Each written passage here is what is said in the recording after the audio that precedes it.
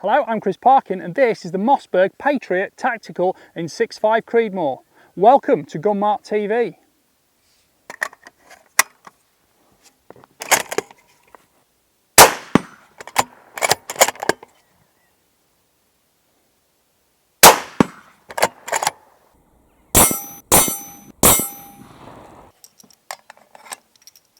The Mossberg Patriot Tactical is available in 6.5 Creedmoor, 308 and 6.5 PRC. The Creedmoor and the 308 are a 22-inch 550mm barrel, and the 6.5 PRC is intelligently put into a longer 24-inch barrel. Overall length of the rifle is 1074mm or 42¼ inches. Overall weight is 3,433 grams or 7 pounds 10 ounces. The cap muzzle thread is a 5/8 inch by 24 TPI and it's easy to add a moderator or muzzle brake if you choose to.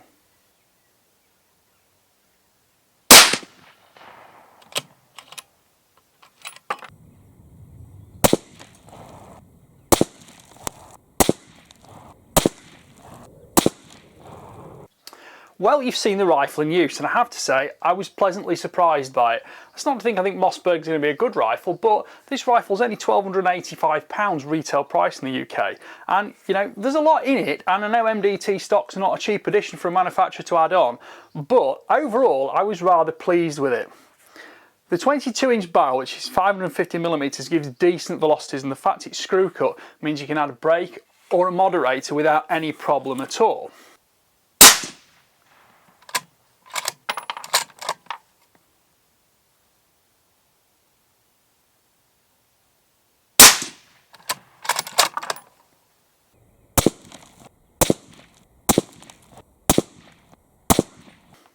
The profile's a nice taper on it. It starts out at just under 20mm and tapers straight out, so the actual weight of the rifle isn't overbearing and it sort of suits the mass of this stock, which is a polymer stock after all. And if you were to put a huge, great, 1.25" tube on this, yes, it would bend that down, but it modifies perfectly. And not only does it make quite a good rifle on the range, it wouldn't stop you hunting with this rifle either, in my opinion.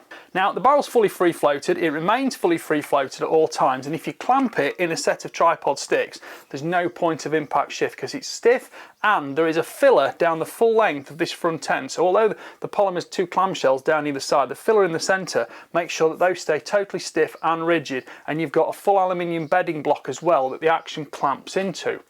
Rolling the gun over, just drop the magazine out. The rear action screw is actually hidden just behind the lever there, the front one's here. And when you take the action out, you can feel it's actually, nipping nicely in position without any undue stress applied. The M-lock slots on the side and on the bottom mean you can add accessories. Yes, you can't quite torque them down and swing on them like an aluminium forend, but they're going to work just fine. And of course, you've got the underside studs. You can put a Harris bipod on or a bipod like that if that's what you want to use. And that's personally my preference most of the time. Just while we're on the topic, stud at the back so you've got no problem putting a sling on it, carrying the rifle. Now I'll just move that ammunition to one side. 10 round AICS magazine. These are a single column magazine and they work very easily. I've used them on a lot of rifles, and that clips in and out without any problem at all. Big lever on the underside here, which is ambidextrous, makes it easier to put in and remove.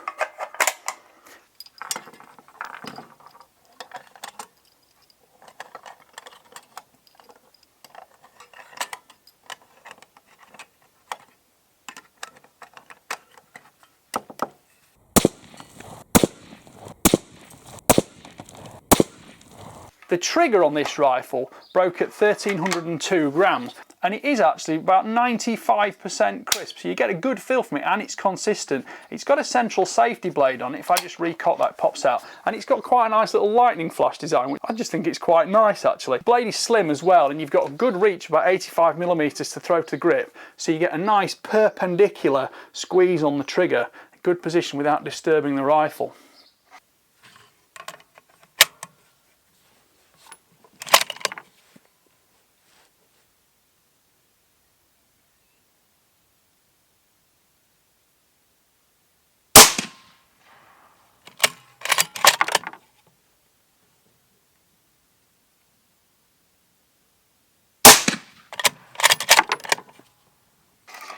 Now let's just talk about the bolt. I just dropped that cheek piece.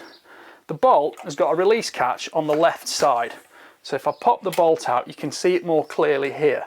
Now the bolt's fluted, and it's also, you can actually decock this bolt and dismantle it. And it's got quite a nice lever assembly on there so that you can actually get good torque on it. You see that pin drops out because the bolt head is actually separate. So I'm just going to put this back together before I lose any parts. And it's always fun doing this on camera because you've got to kind of wiggle this to make sure it all lines back up. But it means you can take the bolt apart and clean it easily.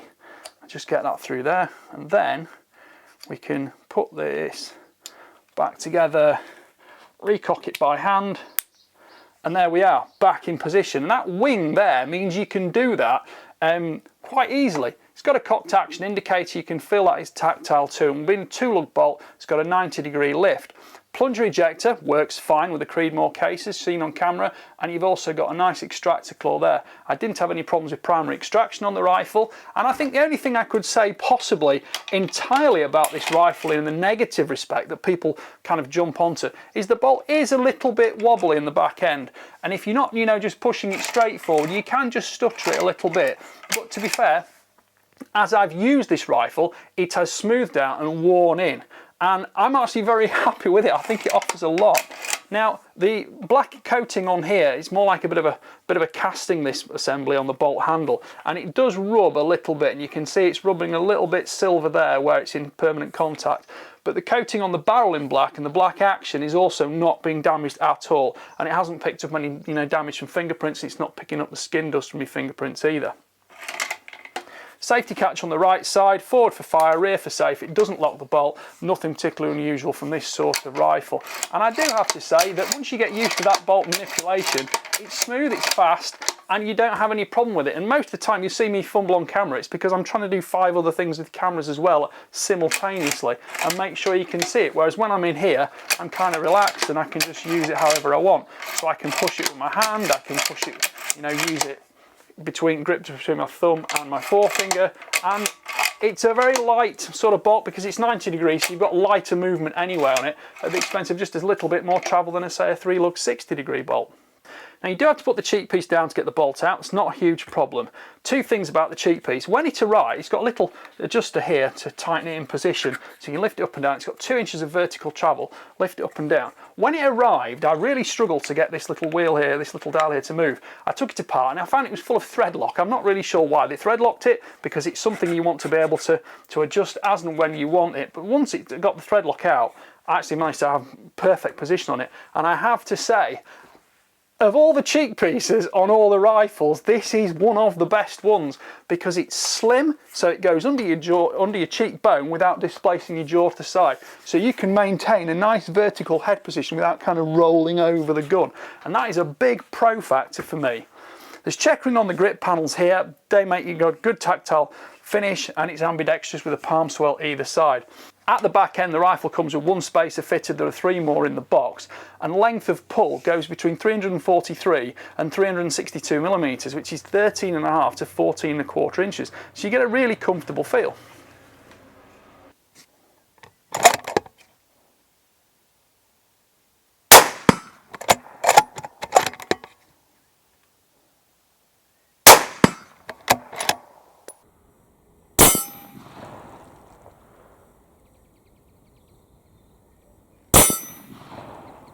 Now there's a bag rider under the butt here, there's the stud in there. Now one thing that's a slight shame is you can't really get any kind of hook sort of on that. So when you are using the rifle and you're manipulating the bolt, you just have to be a little bit steadier than normal because you can't kind of clamp the gun into your shoulder quite as easily without physically gripping it. And when you've got a butt hook, it means you can just, you know, plant it into your shoulder and it locks in there.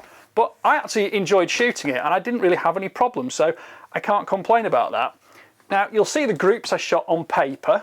I used 3 types of ammunition from Hornady. I've got 120 grain ELD match, 140 grain ELD match, which I think are the 2 likely uses for a rifle like this, which is more of a target and precision rifle. But I did try the 143 grain ELDX ammunition as well, which is a hunting ammunition, and that always shoots well. 5-round groups in this rifle were all sub MOA, and I was shooting at 100 meters, remember, not 100 yards anyway. And the fact is, they're all slightly low and left, but I generally don't zero exactly on when I'm testing a rifle because I like to keep a precise point of aim which is not being disturbed by bullet holes. If you actually look at the three groups, they're all slightly low and all slightly left, and they maintain pretty consistent point of impact. So you're not going to have any great issues if you do swap ammunition. A couple of clicks on the scope and you're re-zeroed. It's got a 20 MOA rail on it, no problem putting anything on there, and it gives you great long range capability. So really, out of the box, this rifle has, I'll be honest, I wasn't really thinking it would be that great, but I think it's a really genuine, honest rifle, and I think it's got an awful lot to offer. So I quite like this. I'm going to give this one a thumbs up because it really does do everything it says on the tin. It's also nice to know you can actually shoot some longer strings through it. 10 rounds is no problem because the barrel is very stable thermally and it's not wandering point of impact shift as it heats up. So I'm really pleased with that. You can see on the video that the feed from the magazine, no problem at all. Ejection's positive, bolt operation's positive, and when I inspected a few of the rounds that went in and out of the chamber a couple of times deliberately, there's no damage to the maplats or the polymer tips or anything like that. So the feeding is also very smooth, and if you just drop a round into the ejection port, close the bolt, it will feed directly to the chamber. So if you are the kind of PRS shooter with a little pack on the side with 2 extra rounds in it for those emergency backup shots, you can use that, and I'm very happy with it.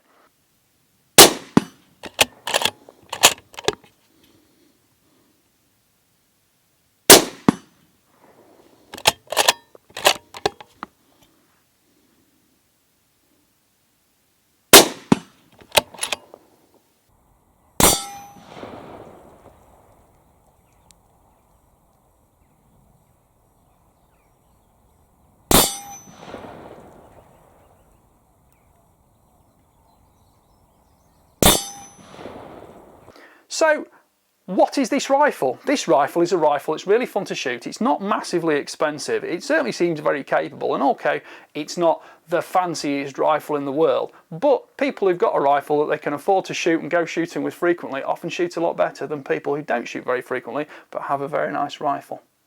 Well, I hope you've enjoyed watching that review. Please don't forget to like, subscribe, comment and click the notification bell to keep track of the regular uploads. Thank you for watching, bye for now.